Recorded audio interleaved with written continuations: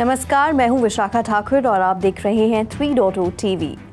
Virtual digital assets पिछले 24 घंटों से बड़े पैमाने पर सकारात्मक क्षेत्र में ट्रेड कर रहे हैं, जो प्रमुख तकनीकी कंपनियों की कमाई से पहले सावधानी बरतते हुए निवेशकों की खरीद गतिविधि से समर्थित है और फ्यूचर्स कॉन्ट्रैक्ट ओपन इंटरेस्ट 2021 के दौरान देखे गए स्तर तक पहुंच गया है। मार्केट फिलहाल गर्म नजर आ रहा है। हालांकि एनवीडिया द्वारा आज अपनी क्वार्टरली अर्निंग परफॉर्मेंस और एफओएमसी मिनट्स जारी करने पर ध्यान केंद्रित है। बिटकॉइन $52,000 से ऊपर मजबूत होना जारी है, क्योंकि spot BTC exchange traded funds में नेट इनफ्लो पर ऑप्टिमिज्म ने निवेशकों की भावना को सहायता प्रदान की है। पिछले हफ्ते ईटीएफ जारीकर्ताओं को सामूहिक रूप से $2.4 बिलियन से अधिक प्राप्त हुआ। ये रुझान ऐसे प्रोडक्ट्स के प्रति निवेशकों की रुचि को दर्शाता है। हालांकि ओपन इंटरेस्ट का बढ़ता स्तर कीमतों में गिरावट का कारण बन रहा है। सबसे पॉपुलर क्रिप्टो प्रमुख स्तर बनाए रखने में कामयाब रहा है। ये फिलहाल 1% की बढ़त के साथ $52,197 पर ट्रेड कर रहा है।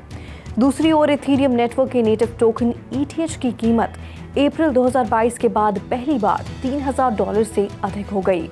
ये 2.2% बढ़कर $3,001 पर देखी गई है।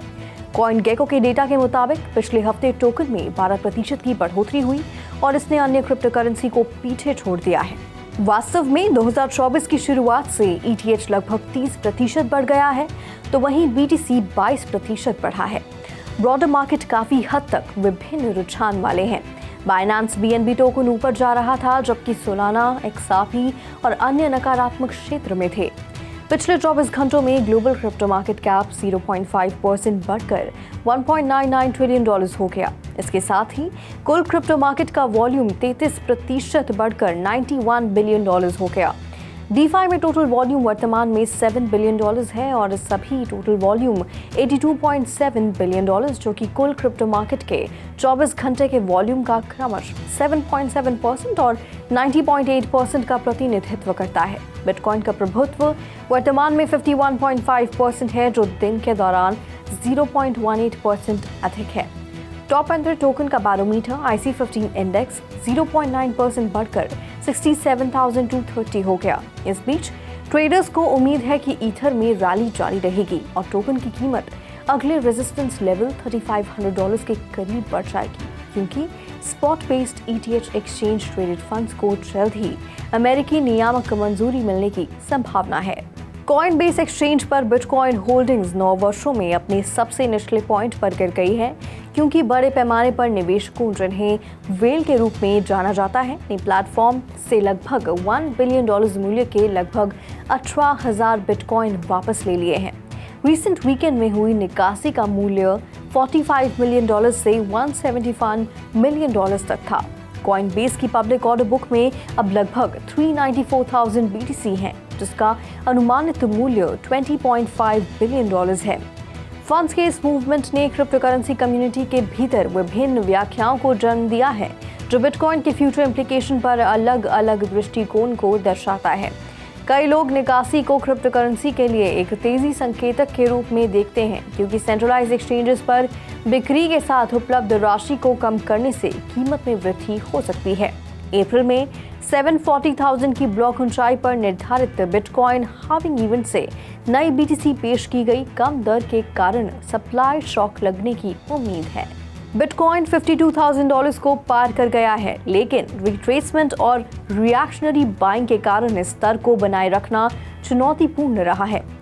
रैली के दौरान BTC खरीदने वाले नए एड्रेसेस को महत्वपूर्ण नुकसान का सामना करना पड़ा, जिससे कि एक महत्वपूर्ण सेलिंग वेव के बारे में अटकलें लगाई गईं।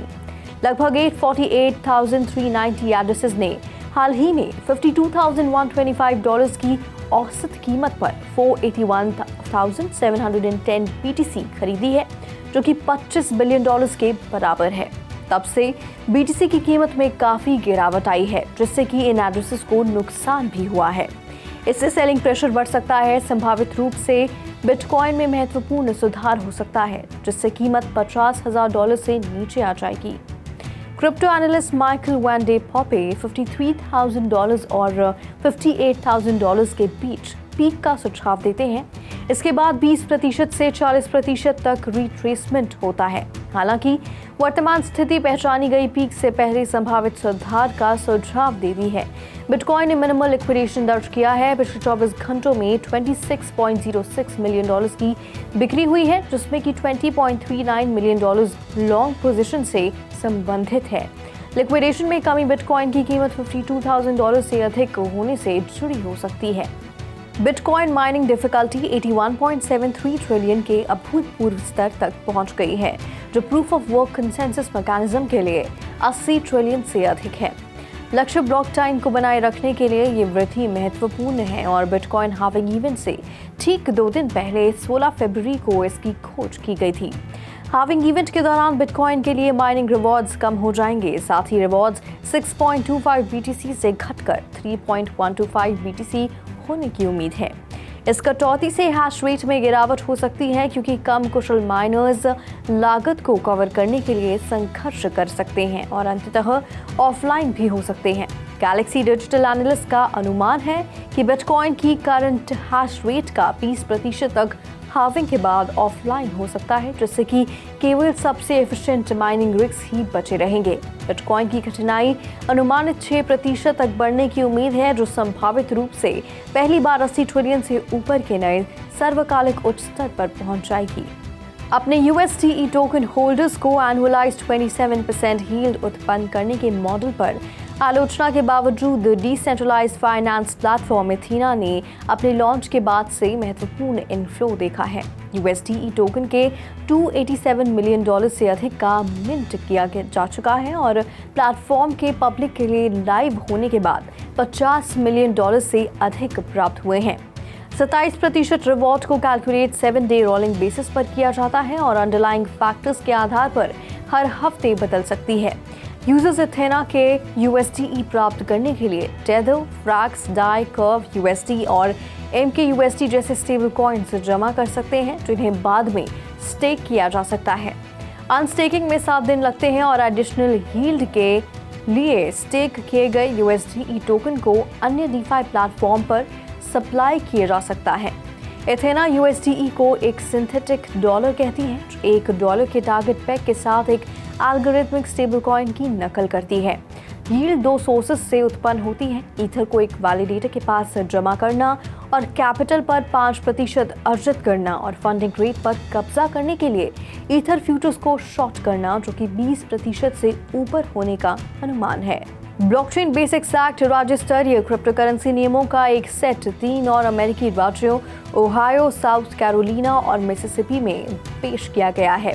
इसी तरह के नियम 7 राज्यों में पेश किए गए हैं और मिसौरी में पारित भी किए गए हैं। बिल का उद्देश्य ये सुनिश्चित करना है कि व्यक्ति क्रिप्टो नेटवर्क के डिसेंट्रलाइजेशन के लिए सेल्फ कस्टडी, ट्रेड, माइन और नोड्स चला सकें। सातोशी एक्शन फंड के CEO और सह संस्थापक डेनिस पोर्टर ने इस कदम को बिटकॉइन उपयोगकर्ताओं के लिए एक बड़ी बात और सेनेटर एलिजाबेथ वॉरेन जैसे शक्तिशाली व्यक्तियों का विरोध करने का अवसर बताया। ये कानून मौलिक अधिकारों को बनाए रखने और अमेरिका में बिटकॉइन और डिजिटल संपत्तियों के बारे में बातचीत को बदलने का वादा करता है। पिक्सेल्स रॉन नेटवर्क के उन उपयोगकर्ताओं को 20 मिलियन पिक्सल टोकन वितरित करने के लिए तैयार है, जिन्होंने रॉन टोकन स्टेक किए हैं। एयरड्रॉप, जिसे 2 चरणों में एग्जीक्यूट किया जाएगा, स्टेकर्स के बीच 20 मिलियन टोकन साझा करेगा, जिसमें पुरस्कार संभावित रूप से प्रति वॉलेट 3955 पिक्सल तक पहुंच जाएगा।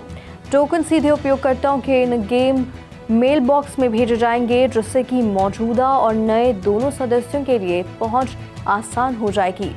हालांकि एयरड्रॉप्स को अक्सर चुनौतियों का सामना करना पड़ता है, जैसे कि पुरस्कार का दावा करने के बाद उपयोगकर्ता गायब हो जाते हैं, जिससे वास्तविक सामुदायिक जुड़ाव को बढ़ावा देने में उनकी लॉन्ग टर्म इफेक्टिवनेस पर सवाल उठते हैं। क्यूकॉइन वेंचर्स ने क्रिस्टल फन, एक वेब3 गेमिंग मेगा इकोसिस्टम और स्टूडियो में स्ट्रैटेजिक निवेश किया है। ये साझेदारी डिसेंट्रलाइज्ड गेमिंग प्लेटफॉर्म विकास में एक महत्वपूर्ण माइलस्टोन है, जिसका लक्ष्य सस्टेनेबल इकोनॉमिक सिस्टम के टॉप टियर गेम्स को एकीकृत करके गेमिंग इंडस्ट्री में क्रांति लाना है। गेम डेवलपमेंट और ऑपरेशंस में दशकों के अनुभव के साथ क्रिस्टल फन की टीम में Ubisoft, Gameloft, Glu, Tencent, Shanda games और एक्टोस जैसे इंडस्ट्री जायंट शामिल हैं। प्लेटफॉर्म 4 गेम लॉन्च करेगा। आउटर, एंडलेस वॉर, स्टारफॉल 2312 और सर्वाइवर प्रत्येक एक यूनिक और इमर्सिव अनुभव प्रदान करेगा। क्यूकॉइन वेंचर्स और क्रिस्टल फंड के बीच सहयोग एक रणनीतिक गठबंधन है जिसका लक्ष्य आकर्षक गेमिंग अनुभवों के साथ ब्लॉकचेन तकनीक को एकीकृत करके गेमिंग क्षेत्र में नई संभावनाओं को अनलॉक करना है। स्मार्ट बेटिंग गाइड और REKT डेटाबेस की एक रिपोर्ट के अनुसार क्रिप्टो करेंसी धारकों को 2022 में गेमिंग और मेटावर्स प्लेटफॉर्म पर घोटालों के कारण $43.6 मिलियन से अधिक का नुकसान हुआ। डेटा से पता चलता है कि क्रिप्टो उपयोगकर्ताओं को पिछले साल विभिन्न घोटालों में $1.7 बिलियन का नुकसान हुआ। बाइनेंस और आर्बिट्रम जैसे ब्लॉकचेन अधिक सुरक्षित थे। बाइनेंस उपयोगकर्ताओं को $1.5 मिलियन का नुकसान हुआ, तो वहीं आर्बिट्रम उपयोगकर्ताओं को $552,652 का नुकसान हुआ। घोटालों में संभवतः फिशिंग प्रयास, नकली क्रिप्टो एक्सचेंज, धोखाधड़ी वाले NFT प्रोजेक्ट और गेमिंग प्लेटफॉर्म की हैकिंग शामिल है। 2023 में स्टेबल कॉइन को सबसे कम $8 मिलियन का नुकसान हुआ। क्रिप्टो घोटालों के लिए फरवरी सबसे खराब महीनों में से एक था, जिसमें की औसत नुकसान $623 मिलियन था। मीम कॉम्बैट ने अपनी प्री सेल के अंतिम चरण में $9 मिलियन से अधिक जुटाए हैं, जिसका लक्ष्य बढ़ते गेमफाई क्षेत्र में अपनी पहचान बनाना है। प्लेटफॉर्म में MK टोकन द्वारा संचालित एक बैटल एरिना और एक हाई यील्ड स्टेकिंग प्रोटोकॉल है जो खिलाड़ियों को अपने टोकन को स्टेक करने और विभिन्न मीम कैरेक्टर्स के बीच लड़ाई पर बेट लगाने की अनुमति देता है। MK टोकन आकर्षक यील्ड प्रदान करता है, जिसमें कि हितधारकों के लिए 103% तक का वार्षिक रिटर्न होता है। मीम कॉम्बैट की विकास टीम ने एक NFT कलेक्शन लॉन्च करने की योजना की भी घोषणा की है, जिसमें कि मीम कॉम्बैट यूनिवर्स से यूनिक कैरेक्टर डिजाइन और कलेक्टिबल एसेट शामिल हैं। प्लेटफॉर्म की अपील मीम्स और फाइटिंग गेम प्ले के मिश्रण में निहित है, जिसमें कि प्री सेल $10 मिलियन की हार्ड कैप के करीब है। आज के लिए बुलेटिन में फिलहाल इतना ही। ऐसी ही Web3 से जुड़ी ताज़ा अपडेट्स के लिए लॉग ऑन करें हमारी वेबसाइट www.3versetv.io पर या फिर स्कैन करें QR कोड।